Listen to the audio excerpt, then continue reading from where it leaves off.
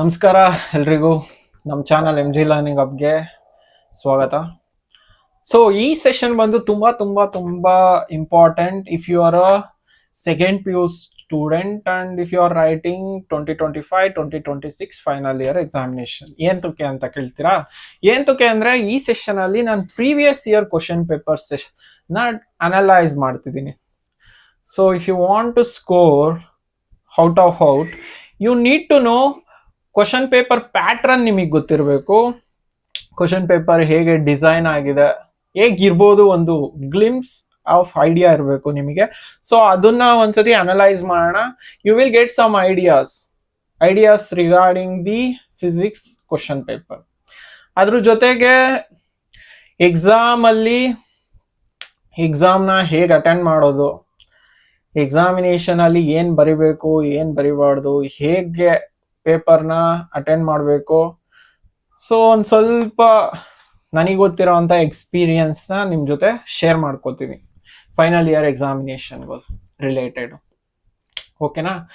And so ನಾನು previously already ಪ್ರತಿ ಚಾಪ್ಟರ್ಸ್ದು ಸೆಕೆಂಡ್ ಪಿ ಯು ಸಿಲಿ ಬರುವಂಥ ಫಿಸಿಕ್ಸ್ ಚಾಪ್ಟರ್ಸ್ದು ಎಲ್ಲಾನು ಸಹ ಇಂಪಾರ್ಟೆಂಟ್ ಕ್ವಶನ್ಸ್ನ ಡಿಸ್ಕಸ್ ಮಾಡಿದ್ದೀನಿ. If you want the important questions of each and every chapter, so channel already upload ಆಗಿದೆ. You can observe it if you want. ನಿಮಗೆ ಬೇಕಾದ್ರೆ ಅಬ್ಸರ್ವ್ ಮಾಡ್ಕೊಳ್ಳಿ. ಓಕೆನಾ? ಸೊ ತುಂಬಾ ಲೆಂತಿ ಮಾಡೋದು ಬೇಡ, ಈ ಸೆಷನ್ನ ಸ್ಟಾರ್ಟ್ ಮಾಡೋಣ. So previous year physics paper analysis. So you can see here. ಸೊ ಕ್ವಶನ್ ಪೇಪರ್ ನೋಡಿದ್ರೆ ನಿಮಗೆ ಇದೇ ತರ ಇರುತ್ತೆ. ನಾವು ಫಸ್ಟ್ ಥಿಂಗು, ನಿಮಗೆ ಇನ್ಸ್ಟ್ರಕ್ಷನ್ ಹೇಳೋಕ್ಕಿಂತ ಮುಂಚೆ I think you will get 3 hours 15 minutes time. ಇದು ಮುಂಚೆ ಅನ್ಕೋತೀನಿ. ಇವಾಗ ನಿಮಗೆ 3 hours ಟೈಮ್ ಕೊಡ್ತಾನೆ ಎಕ್ಸಾಮ್. ಇದರಲ್ಲಿ 15 minutes will be dedicated for reading the question paper. ಇದನ್ನ ತಲೆಯಲ್ಲಿ ಇಟ್ಕೊಳ್ಳಿ. 15 ನಿಮಿಷ ಕೊಡ್ತಾನೆ. 15 ನಿಮಿಷನೂ ಕ್ವಶನ್ ಪೇಪರ್ನ ಓದ್ಕೊಂಡು ಏನ್ ಮಾಡ್ಬೇಕು ಅಂದ್ರೆ, ನಿಮಗೆ ಯಾವ್ಯಾವ ಕ್ವಶನ್ ಫಸ್ಟ್ ಗೊತ್ತಿದೆಯೋ ಆ ಕ್ವಶನ್ಸ್ನೆಲ್ಲ ನೋಡ್ಕೊಂಡು ಆನ್ಸರ್ ಬುಕ್ಲೆಟ್ ಕೊಟ್ಟಿದ ತಕ್ಷಣ ಒಂದು ಪ್ಯಾಟ್ರನ್ ಅಲ್ಲಿ ಆ ಆನ್ಸರ್ನ ಫಸ್ಟ್ ಬರ್ದ್ಬಿಡ್ಬೇಕು. ಎಲ್ಲಾನು ಗೊತ್ತಿರೋನ ಇದೇನೆ ಫಸ್ಟ್ ಮಾಡ್ಬೇಕಾಗಿರೋದು. ನಿಮ್ಗೆ ಏನೇನ್ ಗೊತ್ತಿದೆಯೋ ಪಟ ಅಂತ ಎಲ್ಲ ಆನ್ಸರ್ಸ್ ಬರ್ದ್ಬಿಡ್ಬೇಕು. ಲಾಸ್ಟ್ ಅಲ್ಲಿ ಏನ್ ಮಾಡ್ಬೇಕು ಅಂದ್ರೆ, ನಿಮಗೆ ಯಾವ್ದು ಗೊತ್ತಿರಲ್ವೋ, ಡೌಟ್ ಇರುತ್ತೋ ಅವನ್ನೆಲ್ಲ ಲಾಸ್ಟ್ ಅಲ್ಲಿ ಉಳಿಸ್ಕೋಬೇಕು.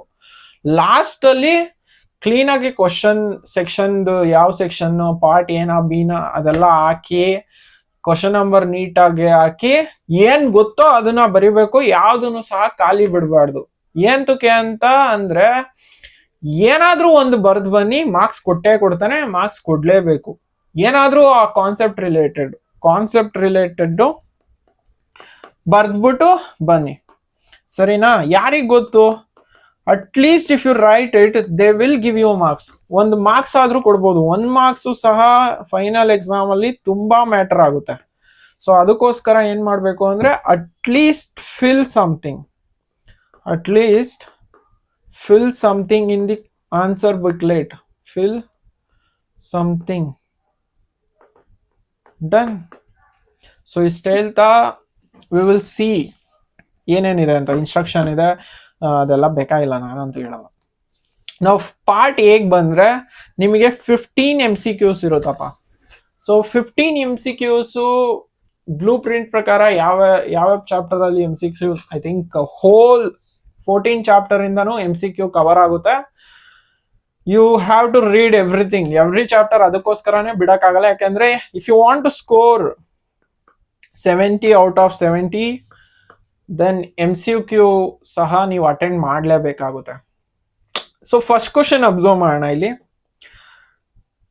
ನಾನು ಆನ್ಸರ್ಸ್ನ ಡಿಸ್ಕಸ್ ಮಾಡ್ತಿಲ್ಲ, ಕ್ವಶನ್ಸ್ ಅಷ್ಟೇನೆ ಡಿಸ್ಕಸ್ ಮಾಡ್ತಿದ್ದೀನಿ. ಕ್ವಶನ್ಸ್ ಸಹ ಓದಲ್ಲ, ಯಾವ ಚಾಪ್ಟರ್ ಇಂದ ಬಂದಿದೆ ಅಂತ ಹೇಳ್ತೀನಿ. ಸೊ ಇಲ್ಲಿ point charge Q3 but near Q2, force on Q2 D2. So ಇದು ಫಸ್ಟ್ ಚಾಪ್ಟರ್ ಕ್ವಶನ್ ಇದು. ಸೊ ಫಸ್ಟ್ ಚಾಪ್ಟರ್ ಇಂದ ಒಂದು ಕ್ವಶನ್ ಕೇಳಿದಾನೆ. ನೆಕ್ಸ್ಟ್ ಕ್ವಶನ್ಗೆ ಹೋದೆ, equipotential surface. So this ಒಂದು 7ನೇ ಚಾಪ್ಟರ್ ಕ್ವಶನ್ ಇದು. ಸೊ ನೆಕ್ಸ್ಟ್ ಹೋದ್ರೆ resistivity of the material wire ಅಂತ ಕೇಳಿದಾನೆ. So this is third chapter, ಒಂದ್ ಸೀಕ್ವೆನ್ಸ್ ಅಲ್ಲಿ ಹೋಗ್ತಿದೆ, ಫಸ್ಟ್ 2 3 ಅಂತ. ನಾವು ನೆಕ್ಸ್ಟ್ ಫೋರ್ತ್ ಕ್ವಶನ್ ಬಂದ್ರೆ ದಿಸ್ ಈಸ್ ಫೋರ್ತ್ ಚಾಪ್ಟರ್, ಏನದು ಮೂವಿಂಗ್ ಚಾರ್ಜಸ್ ಅಂಡ್ ಮ್ಯಾಗ್ನೆಟಿಸಮ್. ಇದು ಬಂದು ಕರೆಂಟ್ ಎಲೆಕ್ಟ್ರಿಸಿಟಿ ಥರ್ಡ್ ಚಾಪ್ಟರ್, ಇದು ಫೋರ್ತ್ ಚಾಪ್ಟರ್ ಇಂದ ಕೇಳಿದಾನೆ. ಇದು ಸೆಕೆಂಡ್ ಚಾಪ್ಟರ್ ಎಲೆಕ್ಟ್ರಿಕ್ ಪೊಟೆನ್ಷಿಯಲ್, ಇದು ಎಲೆಕ್ಟ್ರಿಕ್ ಚಾರ್ಜಸ್ ಫಸ್ಟ್ ಚಾಪ್ಟರ್ ಇಂದ. ಇದು ಬಂದು fourth chapter moving charges and magnetism. Next question ಬಂದು net magnetic flux through any close surface. Think ಇದು ಎಲೆಕ್ಟ್ರೋಮ್ಯಾಗ್ನೆಟಿಕ್ ಇಂಡಕ್ಷನ್ ಸಿಕ್ಸ್ತ್ ಚಾಪ್ಟರ್ ಇಂದ ಕ್ವಶನ್ ಕೇಳಿದಾನೆ. ಐ ಥಿಂಕ್ ಫಿಫ್ತ್ ಕ್ವಶನ್ ಇಂದ ಯಾವುದೇ MCQ ಬಂದಿಲ್ಲ. Consider the following AC chapter. Next seventh chapter ಇಂದ ಒಂದು question ಕೇಳಿದಾನೆ, and seventh question in chapter ಇಂದ ಇನ್ನೊಂದು ಕ್ವಶನ್ ಕೇಳಿದಾನೆ. ಈಸಿ ಇದೆ questions, you just observe them. Answer discuss ಹೋದ್ರೆ ತುಂಬಾ ಟೈಮ್ ಹಿಡಿಯುತ್ತೆ ಅಂತ ನಾನು ಆನ್ಸರ್ಸ್ ಡಿಸ್ಕಸ್ ಮಾಡ್ತಿಲ್ಲ. ನೆಕ್ಸ್ಟ್ ಕ್ವಶನ್ ಬಂದು ಸಿಯರ್ eddy current transformers cores are usually laminated. This is to reduce energy loss due to, and again this is also AC chapter ಅಲ್ಲಿ ತಾನೆ ಟ್ರಾನ್ಸ್ಫಾರ್ಮರ್ಸ್ ಬರೋದು, ಅಥವಾ ಎಲೆಕ್ಟ್ರೋಮ್ಯಾಗ್ನೆಟಿಕ್ ಇಂಡಕ್ಷನ್ ನೋಡಿ. ನಾವು ಆಂಪಿಯರ್ಸ್ ಮ್ಯಾಕ್ಸ್ವೆಲ್ ಲಾ, ಇದು ಬಂದು ನಿಮ್ಮ ಯಾವ್ದದು AC ಬಂದು ದಿಸ್ ಸೆವೆಂತ್ ಆದ್ರೆ ಇದು 8th chapter electromagnetic waves chapter ಇಂದ ಕೇಳಿರೋದು question. Next final image of real object formed by a compound microscope. ಇದು ಬಂದು ರೇ ಆಪ್ಟಿಕ್ಸ್ ಮೇಲೆ ಕ್ವಶನ್ ಇದೆ, ರೇ ಆಪ್ಟಿಕ್ಸ್ ಕ್ವಶನ್ ಇದು. ನೆಕ್ಸ್ಟ್ ಒನ್, ಸೊ ಇಂಟರ್ಫಿಯರೆನ್ಸ್ ಅಂದ್ರೆ ವೇವ್ ಆಪ್ಟಿಕ್ಸ್ ಆಯ್ತಿದು. So this is 10th chapter wave optics. Next ಬಂದು freely under gravity, next dual nature. ಇದು ಈ ಕ್ವಶನ್ ಡ್ಯುಯಲ್ ನೇಚರ್ ಇಂದ ಕೇಳಿದಾನೆ, ಡ್ಯುಯಲ್ ನೇಚರ್ ಆಯ್ತು. Next nuclei, this is nuclei ಚಾಪ್ಟರ್ದು.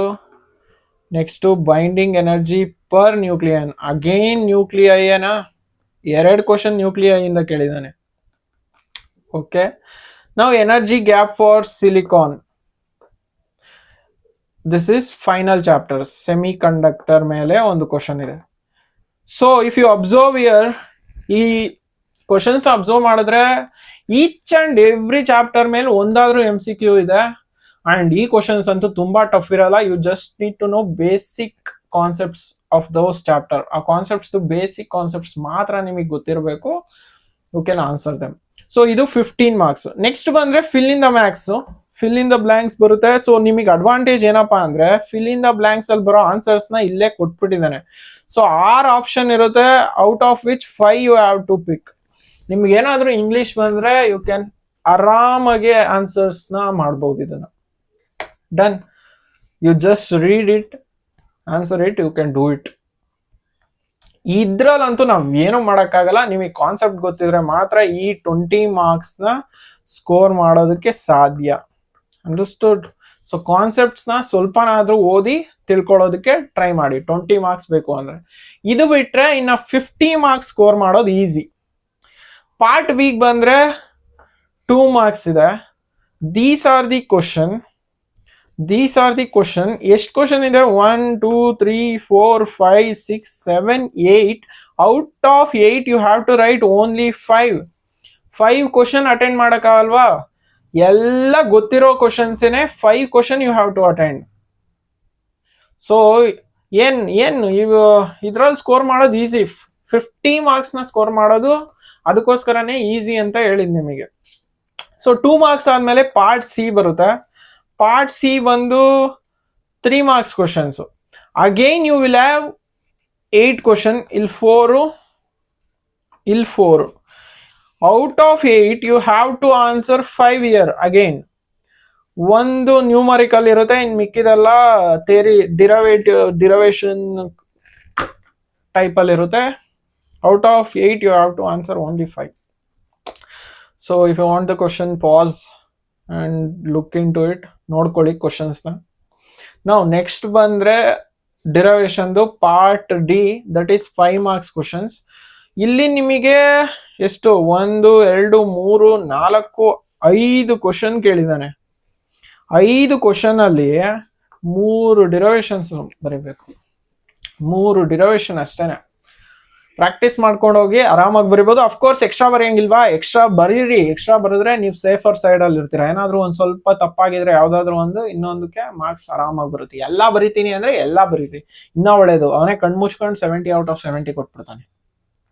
So ಇದಾದ್ಮೇಲೆ final section part D ಅಲ್ಲಿ B part ಬಂದು numerical. Numerical ಅಲ್ಲಿ ಇದೇ ಅಪ್ಪ ತುಂಬಾ ಎದ್ರಕ್ಕೆ ಎಲ್ಲಾರ್ಗೂ. ಅದ್ ಏನ್ ಕೆದ್ರಕೋತಿರೋ ನಂಗಂತೂ ಗೊತ್ತಿಲ್ಲ. 1 2 3 4 ಕ್ವಶನ್ ಇದೆ, out of which you have to answer only 2. ಇದರಲ್ಲಿ ನೆನ್ಪಿಟ್ಕೊಳ್ಳಿ 3 ಕ್ವಶನ್ ಈಸಿ ಇರುತ್ತೆ. NCERT ಅಥವಾ ಕ್ಲಾಸ್ ಅಲ್ಲಿ ಡಿಸ್ಕಸ್ ಮಾಡಿರೋ ಕ್ವಶನ್ಸೇ ಕೇಳ್ತಾನೆ 3. ಒಂದೇ ಒಂದು ಮಾತ್ರ ಹಾಟ್ ಲೆವೆಲ್ ಕ್ವಶನ್ ಇರುತ್ತೆ, ಹೈಯರ್ ಆರ್ಡರ್ ಥಿಂಕಿಂಗ್ ಕ್ವಶನ್. ಒಂದೇ ಒಂದು ಕ್ವಶನ್ ಮಾತ್ರ ಇರುತ್ತೆ. ಆ ಕ್ವಶನ್ ನೋಡ್ಬಿಟ್ಟು ಭಯ ಪಡೋ ಅವಶ್ಯಕತೆ ಇಲ್ಲ. 3 ಈಸಿ ಇರುತ್ತಲ್ಲ, ಅದ್ರಲ್ಲಿ 2 ಪಿಕ್ ಮಾಡಿ ಬರೀರಿ.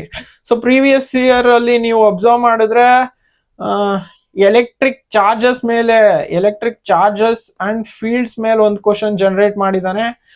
ನಾವು ಇನ್ನೊಂದು ಯಾವುದು current through resistor, internal resistance ಮತ್ತೆ ಎಕ್ಸ್ಟರ್ನಲ್ ರೆಸಿಸ್ಟರ್. ಇನ್ ಈದರ್ ಕೇಸ್ ಕರೆಂಟ್ ಎಲೆಕ್ಟ್ರಿಸಿಟಿ ಮೇಲೆ ಒಂದು ಕ್ವಶನ್ ಫಾರ್ಮ್ ಮಾಡಿದಾನೆ. ಆಗಿದೆ. ಫಸ್ಟ್ ಚಾಪ್ಟರ್ ಇಂದ ಒಂದು, ಥರ್ಡ್ ಚಾಪ್ಟರ್ ಇಂದ ಒಂದು. AC ಮೇಲಂತೂ ಒಂದು ಪಕ್ಕಾ ಇರುತ್ತೆ ಪ್ರತಿ ಸತಿನೂ. ಹಂಗೇನೆ ರೇ ಆಪ್ಟಿಕ್ಸ್ ಮೇಲೂ ಅಷ್ಟೇನೆ ಒಂದು ಪಕ್ಕಾ ಕ್ವಶನ್ ಇರುತ್ತೆ. ಡನ್. ಇದ್ರಲ್ಲಿ ನನಗೆ ಯಾವ್ದು ಹೈಯರ್ ಆರ್ಡರ್ ಥಿಂಕಿಂಗ್ ಕ್ವಶನ್ ತರ ಕಾಣಲ್ಲ. ಯಾಕೆಂದ್ರೆ KCET ಕಂಪೇರ್ ಮಾಡಿದ್ರೆ ಇವೆಲ್ಲ, KCET JEE NEET ಕಂಪೇರ್ ಮಾಡಿದ್ರೆ ಈ ಯಾವ ಹೈಯರ್ ಆರ್ಡರ್ ಥಿಂಕಿಂಗ್ ಕ್ವಶನ್ನೇ ಅಲ್ಲ. ಇವೆಲ್ಲ ಆರಾಮಾಗಿ ಬರಿಬಹುದು. So this is first chapter. ಇದು ಥರ್ಡ್ ಚಾಪ್ಟರ್ ಇಂದ ಕೇಳಿದಾನೆ.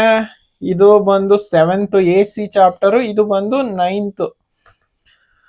ಸೊ ಈಸಿ ಇದೆಯಾ? ನೋಡ್ಕೊಳ್ಳಿ ಒಂದ್ಸತಿ, ನೋಡ್ಕೊಂಡು ಆನ್ಸರ್ ಮಾಡಿ. ಏನ್ ಗೊತ್ತಿದೆ ಕಾಮ್ ಆಗಿರಿ. ಎಕ್ಸಾಮ್ ಅಲ್ಲಿ ಪ್ಯಾನಿಕ್ ಆಗೋ ಅವಶ್ಯಕತೆ ಇಲ್ಲ. ಫಸ್ಟೇ ಕ್ವಶನ್ ಯಾವ್ದಾದ್ರು ಕಷ್ಟ ಬಂತು ಅಂತ ಪ್ಯಾನಿಕ್ ಆಗೋ ಅವಶ್ಯಕತೆ ಏನೇ ಇಲ್ಲ. ಇನ್ನೊಂದು ನೆಕ್ಸ್ಟ್ ಕ್ವಶನ್ಗೆ ಹೋಗ್ಬಿಡಿ. ಅದ್ ಗೊತ್ತಿಲ್ಲ ಅಂದ್ರೆ ಗೊತ್ತಿಲ್ಲ ಅಷ್ಟೇ, ಬಿಟ್ಬಿಟ್ಟು ನೆಕ್ಸ್ಟ್ ಕ್ವಶನ್ಗೆ ಹೋಗಿ ಆರಾಮಾಗಿ ಆನ್ಸರ್ ಮಾಡಿ. You should be mentally prepare ಆಗಿರ್ಬೇಕು. ನಾನು ಯಾವುದೇ ತರ ಕ್ವಶನ್ ಪೇಪರ್ ಕೊಟ್ರು ನಾನು ಸಾಲ್ವ್ ಮಾಡ್ತೀನಿ ಅಂತ. ನಿಮಗ್ ಟಫ್ ಇರೋ ಕ್ವಶನ್ ಪೇಪರ್ ಅಂತೂ ಕೊಡಲ್ಲ, ಈಸಿ ಇರೋ ಕ್ವಶನ್ ಪೇಪರೇ ಕೊಡ್ತಾನೆ. ಸರಿನಾ? ನಾವು ಪಾರ್ಟಿ ನಿಮಗಂತೂ ಅನ್ವಯಿಸಲ್ಲ. ಇದು ಅದು ಸ್ಪೆಷಲ್ ಸ್ಟೂಡೆಂಟ್ಸಿಗೆ ಮಾತ್ರ. ನೋಡಕ್ಕೆ ಹೋಗ್ಬೇಡಿ ಅದನ್ನ ಪಾರ್ಟಿ. ಓಕೆನಾ? ಇಲ್ಲೇ ಕೊಟ್ಟಿದ್ದಾನೆ.